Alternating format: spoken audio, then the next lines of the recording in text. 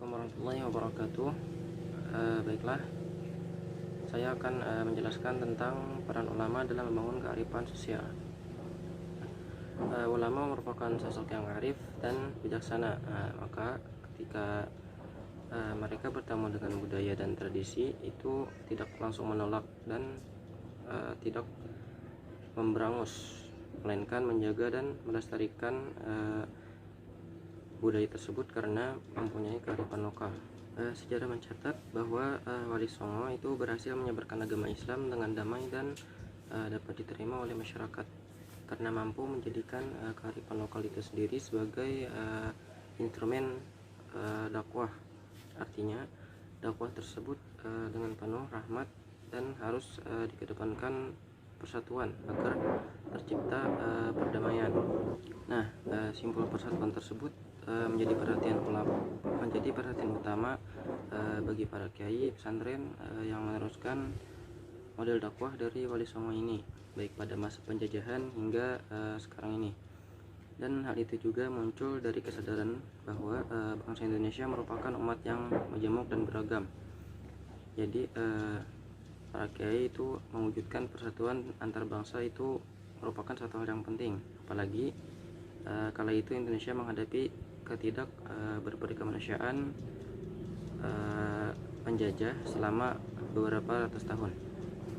Nah, kearifan dalam memandang kepentingan bangsa menjadi tolak ukur untuk perjuangan para ulama pesantren beserta santri-santrinya. Mereka berhasil mendudukkan bersama antara prinsip keagamaan dengan konsep berbangsa dan bernegara. Dalam kondisi terjajah, prinsip cinta tanah air itu merupakan aktualisasi nilai-nilai agama serta perjuangan memerdekakan bangsa Indonesia merupakan panggilan agama. Nah, prinsip tersebut menyublim pada diri Kyai Haji Muhammad Hasyim Asy'ari atau pendiri NU, sehingga lahirnya konseptualisasi agung Hubul Waton Minal Iman, cinta tanah air adalah bagian dari iman.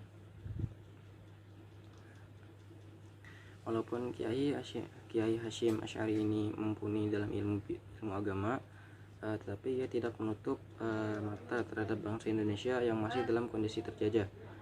Kegelisahan tersebut dituangkan dalam sebuah pertemuan di Multazam bersama para sahabat seangkatan dari Afrika, Asia, dan juga negara Arab. Sebelum Kyai Hasyim kembali ke Indonesia.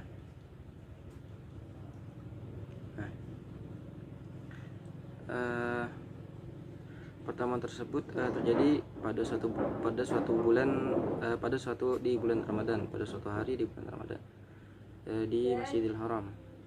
Singkat cerita, dari pertemuan tersebut lahir kesepakatan di antara mereka untuk mengangkat sumpah di hadapan Multazam dekat pintu Ka'bah untuk menyikapi kondisi di negara masing-masing yang dalam keadaan terjajah. Nah, isi kesepakatan tersebut antara lain ialah sebuah janji yang harus ditepati apabila mereka sudah sampai dan berada di negara masing-masing.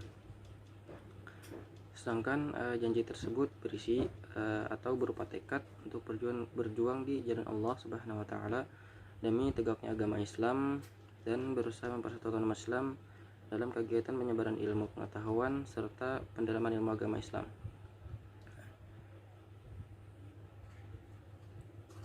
Bagi mereka, tekad tersebut harus dicetuskan dan dibawa bersama dengan mengangkat sumpah, karena pada saat itu kondisi dan situasi sosial publik di negara-negara timur hampir bernasib sama, yakni berada di bawah kekuasaan penjajahan bangsa barat. Makna ulama merupakan pewaris dari Nabi.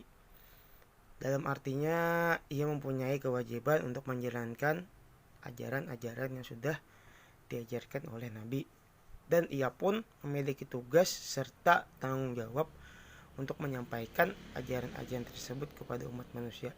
Ajarannya seperti apa? Contohnya sederhana, tata cara sholat. Nah, ajaran seperti itu kan sudah diajarkan oleh Nabi. Jadi tugas ulama itu menyampaikan atau mengajarkan kembali kepada orang yang tidak mengetahui apa itu sholat dan bagaimana cara sholat. Selanjutnya, makna dari pembangunan. Nah, pembangunan merupakan segala upaya. Upaya apa? Upaya yang terus-menerus ditunjuk untuk memperbaiki kehidupan masyarakat dan bangsa yang belum baik. Jadi, pembangunan itu tugasnya untuk membangun atau memperbaiki sifat-sifat yang tidak baik, atau bisa juga menjadikan sesuatu yang sudah baik menjadi lebih baik lagi. Bismillahirrahmanirrahim. Assalamualaikum warahmatullahi wabarakatuh. Innal hamdalillah nahmaduhu wa nasta'inuhu wa nastaghfiruh wa na'udzu billahi min syururi anfusina wa min sayyiati a'malina wa may yahdihillahu fala mudhillalah wa may yudlilhu fala hadiyalah. Asyhadu an la ilaha illallah wahdahu la syarikalah wa asyhadu anna Muhammadan abduhu wa rasuluh la nabiyya rasulullah ba'dah. Baik, di sini saya Yandi Amiluddin, NIM 180101010324. Di sini saya akan menjelaskan materi kami yang berjudul peran ulama dalam membangun kearifan sosial. Telah dijelaskan oleh pemakaran sebelumnya. Yang pertama, makna ulama, pengertian pembangunan. Yang ketiga, pengertian tentang pembangunan. Nah, yang terakhir saya akan menjelaskan peran ulama atau pengertian masyarakat